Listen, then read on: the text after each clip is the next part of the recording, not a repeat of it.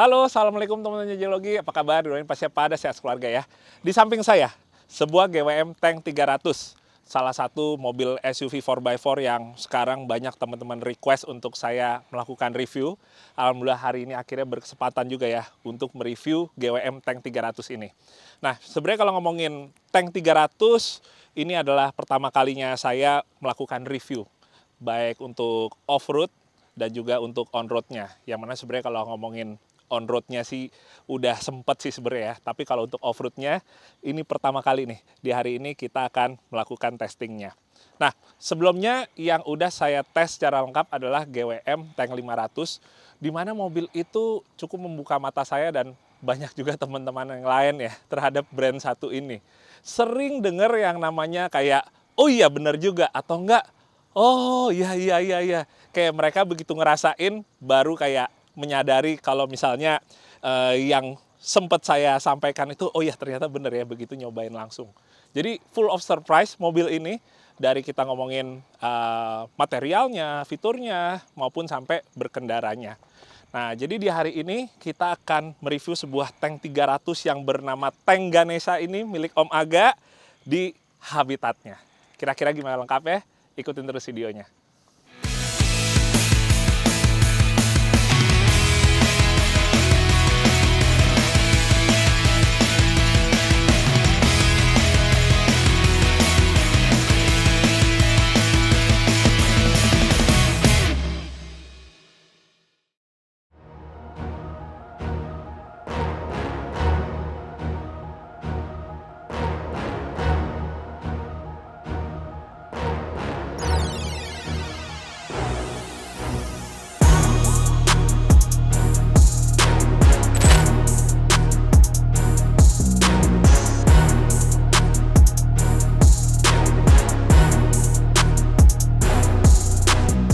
Jadi kalau kita ngomongin tank teman-teman, pertama kali itu yang ada sebenarnya model yang Tank 300 ini.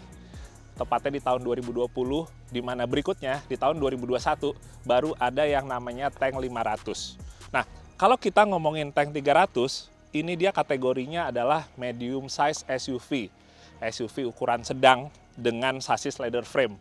Itu berarti kalau kita ngomongin kompetitornya, seperti misalnya Pajero Sport, Fortuner, dan teman-temannya itu semua. Ada sebagian yang mungkin ya, karena melihat Tank 300 ini secara fiturnya, secara kemewahannya itu sepertinya lebih bisa disandingkan dengan Land Cruiser Prado. Sebenarnya ada satu varian dari tank ini yang lebih persis ya, atau direct kompetitor dari Land Cruiser Prado, yaitu Tank 400. Yang mana sebenarnya itu juga adalah salah satu tank yang saya senang. Jadi harapannya siapa tahu nanti di Indonesia bisa masuk ya, yang varian Tank 400 itu. Nah, tapi kalau kita kembali lagi ke Tank 300 ini, dia itu tetap yang menjadi direct kompetitornya adalah Pajero Sport, Fortuner, dan lain-lain. Nah, kayak tadi saya bilang, mobil ini sebenarnya adalah salah satu mobil yang kita harus coba dulu untuk bisa tahu rasanya seperti gimana. Terkadang kita hanya baca reviewnya atau nonton reviewnya tuh masih sekedar apa iya gitu ya, ada pertanyaan kayak gitu. Atau enggak masih ada sekedar, masa sih apa cuma gimmick aja apa enggak gitu. Makanya saya sering bilang mesti nyobain sih. Tapi ini sebenarnya nggak berlaku buat tank aja ya teman-teman ya. Banyak juga mobil Cina yang lain, ambil contoh baik gitu. Sekarang mereka itu emang nggak bisa dipandang sebelah mata. Mungkin mindset kita yang tadinya ya udah pokoknya kalau misalnya mobil 4x4, misalnya mobil Jepang atau Amerika, tapi sekarang mobil 4x4 Cina itu benar-benar boleh, worth it ya, untuk minimal kita cobain dulu sebelum nantinya ya mau kita beli apa enggak, yaitu kembali lagi kita masing-masing. Tapi layak sekali untuk dicoba, termasuk Tank 300 ini. Lanjut ke bagian eksterior, jadi kalau dibandingkan antara Tank 300 dengan Tank 500, itu udah kelihatan banget ya, konsep dari tampilannya sangat berbeda. Dimana kalau Tank 500 arahnya lebih kemewahan, memang lebih luxury-nya yang ditonjolkan. Sementara kalau di Tank 300, dengan bentuknya seperti ini, kita tahu bahwa arahnya lebih ke fungsionalitas yang tinggi ya. Desainnya utilitarian banget gitu kalau orang bilang. Nah, tapi kalau kita ngomongin persis desainnya, memang banyak yang bilang ini selalu kayak kalau mobil Cina tuh ada menyerupai sesuatu ya. Walaupun mungkin kalau orang dari Cina sendiri pada bilang lebih ke arah terinspirasi. Tapi mau itu sebenarnya mengikuti atau terinspirasi, ya yang terpenting kenyataannya seperti inilah desainnya. Kembali lagi kita ada yang suka, ada yang mungkin kurang sreg. Tapi kalau saya sendiri, secara overall bodinya saya suka teman-teman. Memang seperti Ford Bronco, tapi bagian mukanya lebih ke arah seperti SUV atau kendaraan dari Eropa Timur. Jadi kalau misalnya saya punya Tank 300 ini, secara bodinya semuanya bisa saya pertahankan atau saya banggakan, tapi mungkin saya akan upgrade di bagian grillnya. Sama satu lagi, sebenarnya sih kalau ngomongin di bagian samping ya teman-teman ya, kayaknya kalau ada side molding dengan bahan doff hitam seperti ini ya, untuk melanjuti konsistensi dari penggunaan bumper hitam doff, kayaknya lebih maco lagi, lebih keren lagi. Ada side molding plastiknya di samping sini. Tapi di luar itu, sekarang Tank 300 ini sangat banyak body kitnya. Mau kita pasang body kit yang bentuknya menyerupai misalnya G-Class ya, style Brabus gitu, sampai model-model lain, sekarang banyak sekali untuk Tank 300. Bahkan dengan beberapa brand yang terkenal di dunia 4x4 kayak misalnya ARB gitu ya, udah ngebikin bumpernya. Sebenarnya sih jadi salah satu tanda juga ya, salah satu tolak ukur kalau emang Tank 300 ini sangat dilihat secara global. Salah satu ciri-cirinya adalah banyaknya aftermarket yang tersedia untuk mobil tersebut. Itu bisa jadi patokan kita untuk menambah keyakinan kita. Kira-kira worth it nggak beli mobil ini atau itu? Salah satunya ngelihat aftermarketnya yang tersedia. Sementara untuk mesin ya teman-teman, jadi Tank 300 itu menggunakan mesin yang sama dengan Tank 500. Jadi walaupun di luar sana variannya cukup banyak untuk mesinnya, tapi yang masuk ke Indonesia, Tank 300-nya menggunakan mesin yang sama, yaitu mesin bensin 4 silinder dengan turbo, yang mana ini merupakan mesin hybrid. Jadi dengan mesin yang sama sebenarnya kita kurang lebih bisa mendapatkan feel yang hampir sama dengan Tank 500. Tapi dengan catatan adalah bobot atau berat dari Tank 300 ini kurang lebih sekitaran 200 kilo lebih ringan dari Tank 500. Itu berarti power to weight ratio-nya pastinya akan lebih baik lagi. Jadi kalau kita ngerasain misalnya di Tank 500 akselerasi seperti gimana ya, atau jambakannya gitu, ya di Tank 300 ini mestinya akan lebih berasa lagi karena bobotnya yang lebih enteng daripada Tank 500. Sementara untuk transmisinya ini disalurkan ke transmisi otomatis 9 speed, dan overall teman-teman, kalau saya lihat kayak misalnya yang berkaitan untuk off-road, kayak di sebelah kanan sana ada untuk intake udaranya, posisinya cukup tinggi nih. Posisi yang confident untuk kita ajak off-road. Walaupun pastinya kalau kita off-roadnya udah lebih yang ekstrim lagi, yang berat lagi gitu, ya fungsi dari snorkel akan sangat membantu sekali. Tapi minimal untuk kita yang pakai off-roadnya sekedar yang light aja sampai ke medium gitu, ini udah berada di posisi yang aman untuk air intake-nya. Jadi penasaran buat nyoba abis nih. Kemudian kalau kita ngomongin bagian kayak kaki, ini sebenarnya yang saya lihat hampir sama dengan Tank 500 atau kebanyakan SUV leather frame lainnya. Jadi di bagian depan dia menggunakan suspensi double wishbone, jadi suspensi independen. Sementara untuk yang bagian belakang dia menggunakan gardan solid dengan multi-link. Di mana multi-linknya ini juga hampir sama sistemnya dengan kebanyakan SUV leather frame lainnya. Tapi memang kalau kita kembali lagi ngomongin di Tank 500, itu rasa berkendaranya yang cukup berbeda dengan yang lain-lainnya ya, atau para kompetitornya. Jadi di Tank 300 ini dengan konstruksi yang hampir sama dengan Tank 500, menurut saya sih juga ketebak kalau misalnya rasanya akan enak. Intinya rasanya akan di atas ekspektasi ya, daripada kalau kita masih baru sekedar ngelihat aja gitu. Nah teman-teman, kalau ngomongin buat wheelbase-nya atau jarak dari sumbu roda depan ke belakang, di Tank 300 ini 2750 mili. Itu berarti emang pastinya nggak sepanjang Land Cruiser ya, karena ini kan ukurannya masih yang medium size. Jadi lebih samanya dengan Land Cruiser Prado. Nggak terlalu pendek, nggak terlalu kepanjangan, yang mana jadi untuk dipakai off-road mestinya cukup balance antara untuk manuvernya dan juga untuk stabilitasnya kalau kita lagi lewatin jalan yang nggak rata. Kemudian kalau ngomongin ban dan velg, bannya pakai BF Goodrich KM3. Ukurannya adalah 285/70 R17. Sementara untuk velgnya ini menggunakan metode tipenya yang 703 dengan warna polis. asik banget ya. Ini saya lihat sih mobil Om Aga ini walaupun modifikasinya baru ban dan velg, tapi udah benar-benar mendongkrak banget. Udah rasanya benar-benar cukup ya. Walaupun ya mungkin nantinya Om Aga mau upgrade yang lain lagi, tapi dengan ganti ban dan velg ini aja rasanya tuh kayak udah lebih dari cukup. Kayaknya udah benar-benar pas gitu ya. Di satu sisi simpelnya masih dapat, tapi satu sisi benar-benar bisa ngedongkrak sekali kegantengan dari tank 300 ini. Oke, sekarang kita akan lanjut untuk ngelihat bagian interior. Kita mulai dulu dari nyoba kursi di baris kedua ya. Oke, bismillah. Assalamualaikum. Wah,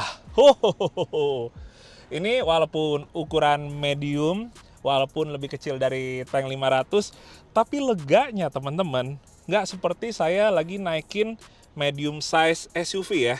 Dari mulai legroomnya ini sangat jauh sekali, padahal kursinya juga udah di setel untuk saya, dimana saya kalau nyetir itu posisi joknya cukup mundur ya karena kaki yang panjang, tapi tetap ruangan kakinya di kursi baris kedua masih enak. Termasuk juga untuk headroomnya masih aman ya, masih jauh banget teman-teman. Jadi kalau misalnya kita yang lagi nebeng pas teman ada off-road pakai tank 300, duduknya dipastikan nggak gampang mentok bagian kepalanya. Terus kalau ngomongin buat material joknya sebenarnya sih oke-oke aja, fine-fine aja, walaupun saya sendiri nggak terlalu ahli dalam menilai material, tapi ini sih udah lebih dari cukup buat saya ya. Apalagi kalau misalnya saya pribadi lebih suka warna interiornya yang black seperti ini, nggak pakai warna yang terlalu cerah, jadi juga kalau off-road dekil itu kayak lebih gampang bersin dan lebih enak aja gitu untuk maintenance-nya secara hariannya. Kurang lebih seperti itu. Di bagian sini sih simpel aja sih, dia nggak ada pencatan apa-apa, cuma buat charger aja di bagian bawah sini, USB. Sementara sini kisi-kisi AC, terus udah paling tetap ada tambahan tweeter ya di bagian belakang sini, keluaran dari Infinity untuk audionya. Kurang lebih seperti itu sih teman-teman. Nah, sementara untuk duduk di kursi bagian depan, ini benar-benar menurut saya enak banget teman-teman. Baik dari pengaturannya yang saya nggak ketemu ya, yang namanya pas nyetir itu agak kurang serak di bagian kaki atau di posisi tangan. Dengan penyetelan yang nggak terlalu lama gitu, langsung bisa dapat enaknya buat nyetir tank 300 ini. Sebenarnya sama sih, di tank 500 juga mudah sekali untuk kita nemuin posisi yang pas. Soalnya terkadang ada aja mobil yang kita udah nyoba majuin lagi, aduh masih kurang enak, mundurin, senderannya diubah, masih kayak kurang pas gitu. Tapi ya so far sih enak di tank 300 ini. Nah, kalau ngomongin desainnya, dari dashboardnya atau bagian lainnya di interior, ini juga ada konsistensi dengan desain di luar. Jadi desain luarnya tadi yang fungsionalitasnya tinggi, arahnya lebih utilitarian gitu ya. Begitu masuk ke dalam juga sama. Dia dashboardnya dibandingkan tank 500, tank 300 ini lebih utilitas tinggi. Misalnya di bagian kiri ini tetap ada handlebarnya, pegangan buat yang duduk sebelah kiri. Terus bagian-bagian lain di sini terlihat sekali bahwa ini arahnya itu atau konsepnya itu bukan kemewahannya ya, melainkan fungsionalitasnya. Nah, kalau kita ngomongin desainnya, si dashboard ini sebenarnya sih kayak Jeep Wrangler JL. Tapi sebenarnya juga nggak apa-apa banget sih ya, minimal buat saya gitu. Nah, tapi bagian konsol tengahnya menurut saya ini lebih terlihat mewah ketimbang bagian lain yang sepertinya udah fungsionalitas tinggi. Bagian sini menurut saya secara desainnya masih menunjukkan kemewahannya. Sementara buat MID-nya ini udah full LCD ya teman-teman ya. Nyambung dari persis yang ada di depan kita sampai ke entertainment system yang ada di tengah. Ada apa aja di sini? Dari mulai car, kita bisa ngeset segala macam. Banyak yang bisa disetting di sini. Sementara berikutnya kalau kita lihat ada tambahan setting di luar dari yang untuk kaitannya sama mobil. Terus habis gitu Apple CarPlay, Android Auto juga ada. Di sini settingan yang tadi. Ini buat AC-nya. Kemudian nih buat audionya. Ini home-nya. Nah, ngeliatin ada total range di sini buat koneksi HP, audio dan lain-lain. Nah, di bagian bawahnya sini, selain kisi-kisi AC, ini yang unik di sini ada jam yang bentuknya analog. Ini kayaknya sedikit terlihat elegan ya di bagian sini kalau pakai jam analog gini. Jadi kayak Lexus dan temen-temen gitu. Tapi yang buat saya menarik, di sini ada locker depan atau front disk lock dan locker belakang. Nah, itu dia. Sementara di bagian yang konsol tengahnya, ini untuk driving mode-nya, ini kalau misalnya diputer, berubah di bagian sini. Ada Sport Mode, Snow Mode, terus ada Sand Mode, Matte Mode, Eco, dan balik lagi ke normal. Nah, ini ada AWD dan 4L. Jadi sebenarnya mobil ini tuh 4H full time ya, 4-wheel drive full time. Sementara kalau kita putar ke kanan ini, dia akan berubah menjadi 4 low. Kemudian di bagian sini ini ada untuk ventilated seat, kemudian ada buat kamera parkir, ini ada buat hill descent control, dan ada tank turn nih. Nah, tank turn ini teman-teman mungkin juga udah banyak juga yang tahu, dia membuat mobil radius putarnya lebih kecil dengan menahan atau ngerem sisi dalam dari roda. Itu sebenarnya udah cukup familiar ya, udah cukup normal di dunia kompetisi adventure off-road, dimana di sisi satu ban itu bisa direm, jadi bannya tuh kunci sebelah ya, antara sisi kiri atau sisi kanan, supaya beloknya bisa bener-bener porosnya tuh nggak berubah sama sekali gitu. Nah, di tank salah satu yang spesial ada tank turn ini. Nah, dari dalam sini dengan adanya diff lock depan dan belakang, yang menarik adalah ini adalah satu-satunya mobil di bawah 1M yang punya diff lock lengkap. Itu dia. Jadi selain di bagian tengah atau transfer case, ada juga di belakang dan juga depan. Jadi locker lengkap. Karena yang lain yang ada itu semua udah di atas 1 miliar. Misalnya Jeep Wrangler JL yang Rubicon dan lain-lain. Itu yang membedakan mobil ini kalau kaitannya dengan off-road. Dan itu luar biasa ya.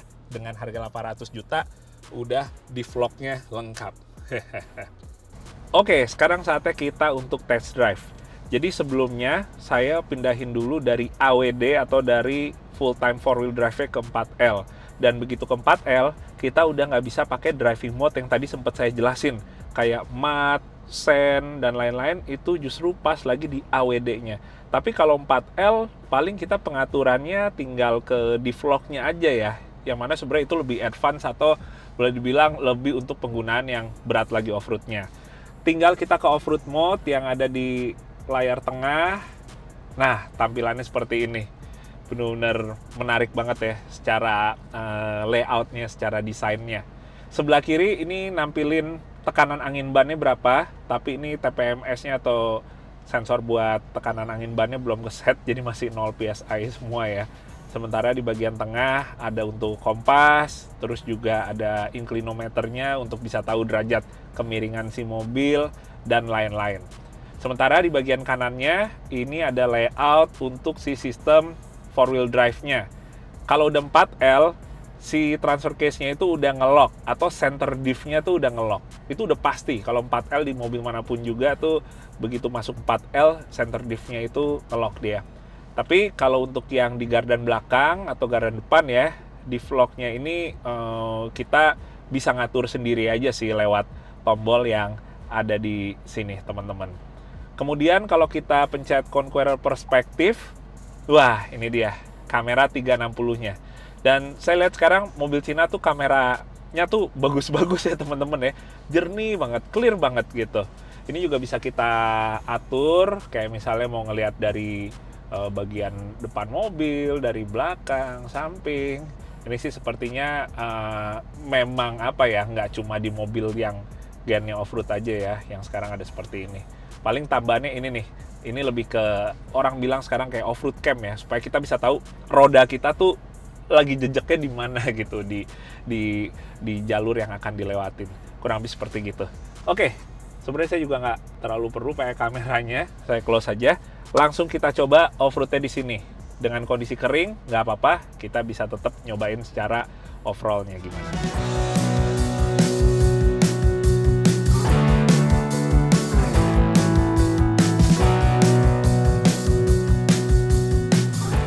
Ya, sekarang kita jalan teman-teman.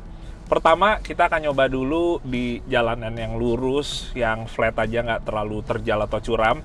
Jadi saya kembaliin dulu ke AWD-nya atau ke 4-wheel drive full time-nya.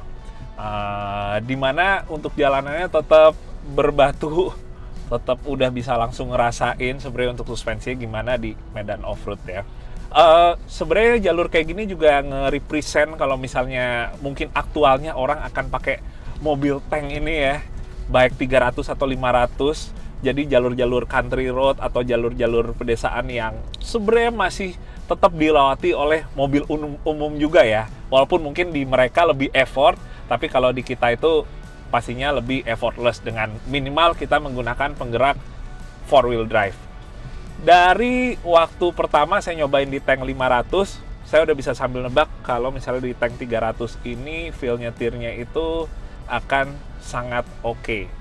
Dari suspensinya juga bantingannya lebih enak dari kompetitornya, misalnya Pajero Sport atau Fortuner, tapi tetap dengan ada rasa firm atau ngebuang-buangnya saat kita lagi lewatin satu gundukan ya, atau gundukan di satu sisi aja gitu, dek langsung kerasa kebuangnya udah ada, tapi tetap lebih enak menurut saya.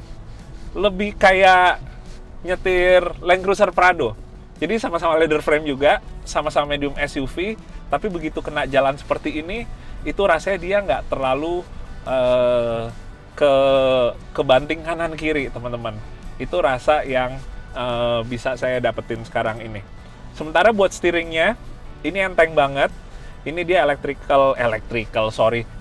power steering atau EPS. Jadi kalau misalnya kita pakai EPS seperti ini, satu hal yang enaknya adalah lebih enteng, comfort lebih dapat. Tapi kalau kita ketemu jalur yang nggak rata gitu, yang mungkin bisa ngebikin setirnya biasanya ngebuang, kalau pakai EPS itu nggak ada tuh namanya setir ngebuang. Itu bisa jadi positif, bisa jadi negatif.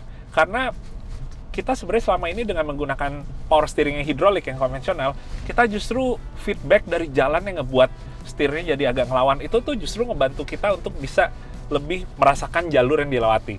Tapi kalau pakai EPS seperti gini, walaupun di satu sisi nyaman, tapi di satu sisi kekurangannya kita yang nggak biasa ngerasain permukaan jalan, ngebaca permukaan jalan, jadinya kita juga nggak tahu gitu kapan mungkin kita harus lebih menyesuaikan setir agak lebih dikoreksi ke kiri atau lebih ke kanan. Itu yang di EPS mau nggak mau kita jadi nggak terlalu ngerasain. Jadi kembali lagi sih sebenarnya sih ada plus dan minusnya juga menggunakan EPS ini. Di luar satu lagi adalah EPS itu yang kita ketahui maintenance-nya tidak semudah atau sesimpel hydraulic power steering. Tapi ya kembali lagi, mungkin kalau pemakaiannya hanya sekedar light off-road aja, nggak sampai nyebur-nyebur lumpur atau nyebrang sungai gitu, saya rasa oke-oke aja sih. Nah, berikutnya saya pengen nyobain buat mesinnya nih teman-teman. Jadi kita tetap pakai AWD-nya supaya tetap bisa lebih ngacir karena hitungannya tetap flat. Tapi tetap ini sebenarnya sekarang posisinya menanjak nih. Jadi tetap kita kasih beban ke mesin. Kita coba gas ya. Oh, delay-nya lumayan berasa. Oh, tapi begitu udah sekian waktu dia begitu nyaut, langsung ngacirnya berasa teman-teman. Ini hitung-hitung sambil saya nyobain juga sih suspensinya sih, dihajar kenceng kayak gini batu. Walaupun ini sepertinya Om Aga naruh tekanan anginnya cukup tinggi, sengaja nggak saya sentuh untuk tekanan anginnya. Kita minimal ngerasain mesinnya more than enough sih untuk dipakai off-road. Oke sih. Oke. Dan ini saya pakai mode berkendaranya yang normal ya teman-teman ya. Jadi dengan mode normal ini sebenarnya kita bisa pakai juga untuk di off-road yang masih tanahnya atau permukaannya kering dan rata. Sementara kalau misalnya kita udah bener-bener off-roadnya yang spesifik, baru kita bisa pakai. Karena pilihan kalau buat kayak sekedar off-road yang tanah kering aja nggak ada. Langsung pilihannya ada lumpur. Jadi kondisi seperti sekarang ini, walaupun ada becek-becek dikit, tetap mode berkendara yang normal itu udah cukup banget sih. Udah cocok banget dan enak ternyata overall-nya.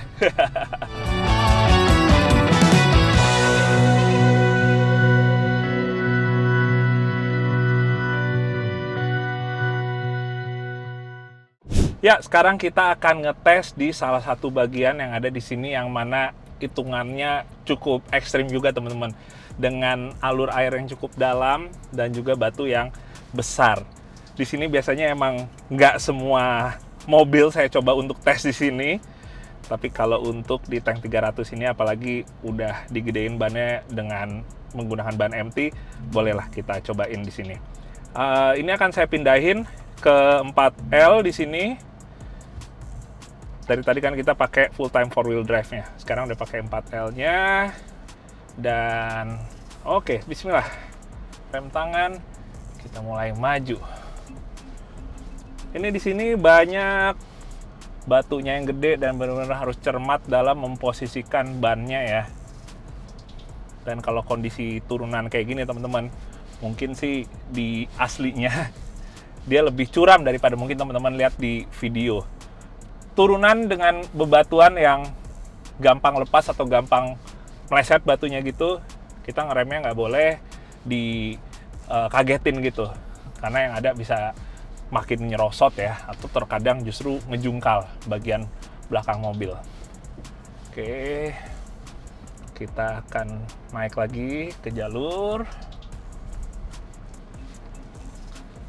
Oke, kita atur, kita jaga tetap di sisi kanan sini dulu. Nah, ini jalurnya cukup dalam nih alurnya nih. Kita masih perlahan di sini. Oke. Pelan.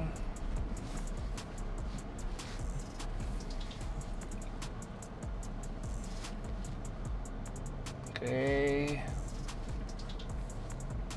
Tetap nggak bisa sambil digas posisinya. Ya, sedikit kena bagian gardannya. Sekarang kita akan menyamping ya, pindah ke bagian kanan. Oke, perlahan kita kangkangin di sini. Lumayan berisik juga sebenarnya bunyi dari si sensor parkir ya, tapi ya nggak apa-apa lah. Oke. Ini sebenarnya baiknya emang kita ada yang namanya spotter ya teman-teman ya di bagian seperti ini nih, supaya kita bisa melihat dengan lebih jelas lagi.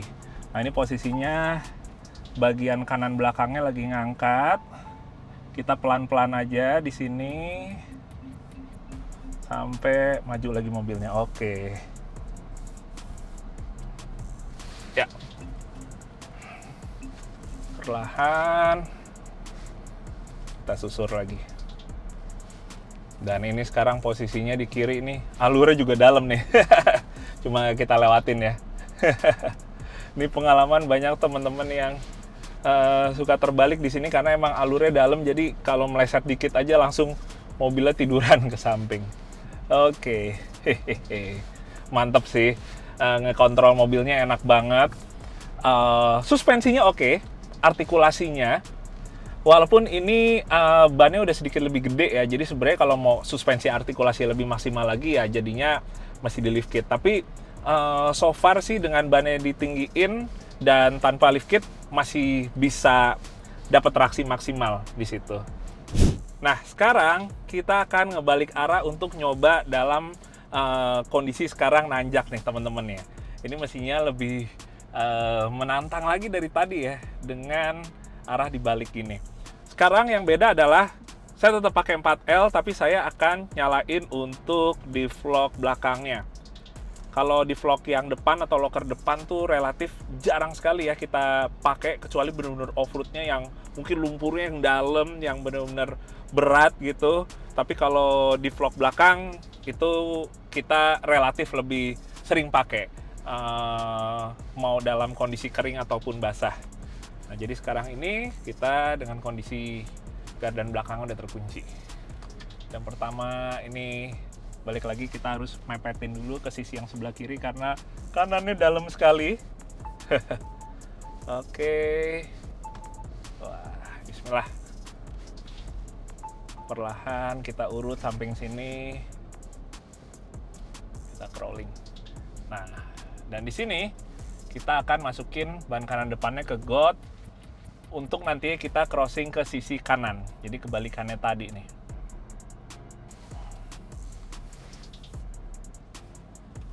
Oke, bismillah, kita masukin ban kanan depan. Oke. Ban kiri belakangnya mulai ngangkat. Oke, kita naikin perlahan. Oke. Nah, sekarang ban yang kanan belakang nih yang masuk nih ke dalam nih sini nih. Bismillah, kita majuin lagi. Oke. Wah, dengan artikulasi suspensinya yang cukup panjang sih sebenarnya ngebantu juga untuk mobil tuh nggak terlalu kerasa ngambang di udaranya tuh berlebihan dan banyak goyangnya ya teman-teman ya. Karena kalau misalnya suspensinya jarak mainnya pendek, itu begitu kita ketemu jalan nggak rata yang sampai ngangkat gitu, itu bener-bener berasa kayak kedorong banget gitu mobilnya. Yang mana kita di dalam tuh kayak mau tumpah gitu, mau terbalik. Tapi kalau artikulasinya panjang, dia relatif saat ngangkat pun nggak terlalu banyak ada dorongan ke samping gitu ya, yang mana kita di dalam jadi lebih enak juga gitu. Oke, ada kehilangan traksi di sini. Oke, kita benerin dulu posisinya. Kita benerin dulu. Ya, ini memang kita lagi di kondisi yang tadi saya bilang mesti ada spotter deh. Karena dari dalam mobil nggak benar-benar kelihatan. Oke, kita kangkangin di sini. Tambah lagi gasnya. Oke. Ada kena ya sedikit di bagian kiri bawah. Kita koreksi dulu. Oke. Batunya luar biasa ini. Ini udah pakai ban ukuran hampir 35 inch ya. Wah. Kita selesaikan di sini. Sampai ke bagian yang rata sini. Oke. Wah, seneng banget rasanya. Ini emang kalau kita testing di track yang boleh tergolong ekstrim dengan mobil baru dan bukan benar-benar mobil yang udah proteksinya siap off-road berat ya, karena benar-benar yang diganti ini cuma ban dan velg aja. Itu sebenarnya menambah bukan adrenalin ya, menambah kayak faktor yang harus diperhitungkan saat melewati batu-batu yang besar dengan alur air yang sangat dalam ini. Tapi dibalik itu semua, untuk mobilnya sih saya kembali lagi bisa bilang ini mobil emang mesti dicoba sih buat bisa ngerasain enaknya. Minimal nggak nyobain off-roadnya, tapi nyobain on-roadnya. Yang mana emang di video ini saya nggak bikin untuk impresi on-roadnya. Dengan ban MT ini saya langsung fokusnya berarti untuk di off-roadnya aja. Tapi bisa dibilang untuk on-roadnya tank 300 dengan tank 500 sama-sama di atas ekspektasi. Jadi untuk on-roadnya benar-benar kita nggak bisa bilang kayak brand Cina tuh pasti banyak ininya, itunya gitu. Kita positifnya aja ambil. Sekarang banyak variasi mobil 4x4, SUV. Kita nikmati banyak pilihannya, itu sebagai satu kelebihan ya di Indonesia ya. Yang mana jadi orang punya opsi yang lebih banyak lagi ketimbang sebelumnya. Buat saya yang terpenting adalah mau 4x4 ya apapun juga, kembali lagi sih sesuai kebutuhan dan selera kita masing-masing. Dan di hari ini thank you banget Komaga yang udah kasih coba review dan test drive tank 300-nya. Jadi overall ya itu dia, sama kayak tank 500, saya menemukan kembali satu opsi mobil 4x4 di Indonesia yang yang cukup menarik, bisa menjadi pertimbangan. Oke, kita lanjutin di luar aja ya untuk menutup hari yang seru ini. Ya, oke teman-teman. Jadi kurang lebih segitu untuk hari ini. Kita review dan juga test drive sebuah GWM Tank 300. Sebelum ditutup, ada satu pertanyaan yang sering teman-teman tanyakan sekarang. Tank 300 ini kan medium SUV. Sekarang kalau kita ngomongin di kelas ini, yang jadi direct kompetitornya adalah baik BJ40. Kira-kira gimana nih antara kedua itu? Sebenarnya di lain kesempatan saya udah mencoba untuk mereview dan komparasi keduanya, tapi memang nggak bikin konten, nggak bikin video karena saat itu memang untuk pekerjaan Jejologi 4x4 School. Tapi sebenarnya pada intinya teman-teman, antara tank 300 dengan BJ40 yang sekarang ada di Indonesia ini, sebenarnya walaupun dia satu kelas, tapi nggak benar-benar bisa di-compare secara valid ya, atau apple to apple. Kenapa? Karena mereka itu beda generasi. BJ40 yang ada di Indonesia itu adalah generasi awal yang mana itu udah ada dari tahun 2015-2016. Sementara kalau kita ngomongin tank 300, ini generasinya udah generasi 2020. Yang mana dengan terpaut tahun segitu dan memang beda generasi, mungkin teman-teman sebagian udah pada lihat kayak, oh BJ40 kok misalnya secara entertainment sistemnya ya, itu tidak secanggih dan sewah yang ada di tank 300 ini. Karena itu dia, mereka beda generasi. Ini mobil 2020, BJ40, walaupun produksi 2024, tapi itu sebenarnya adalah generasi pertama yang ada dari 2015. Tapi kalau BJ40 yang generasi 2, yang udah ada di Cinanya sekarang itu udah masuk ke Indonesia, itu yang baru sebenarnya bisa dikomparasi apple to apple dengan tank 300 ini. Bahkan bentuknya juga mirip teman-teman, walaupun bagian mukanya saya pribadi tetap lebih suka ya, bagian grillnya. Tapi keduanya itu menurut saya imbang banget. Nah, kembali lagi, dengan adanya sekarang BJ40 masih yang generasi pertama, tapi setidaknya harganya itu di 700 jutaan. Jadi masih tetap lebih murah 100 juta ketimbang tank 300 yang harganya di 800 jutaan. Jadi sebenarnya sih kembali lagi aja ke preferensi kita, minimal dari kebutuhan atau dari seleranya, sukanya yang mana, stylenya. Dua-duanya menurut saya oke, dan yang terpenting adalah semakin ramai SUV 4x4 yang ada di Indonesia. Itu yang buat saya menarik sekali. Oke, terima kasih yang nonton. Semoga bisa bermanfaat untuk kalian semua dan sampai ketemu lagi di video Jajilogi yang berikutnya. Dadah, Assalamualaikum.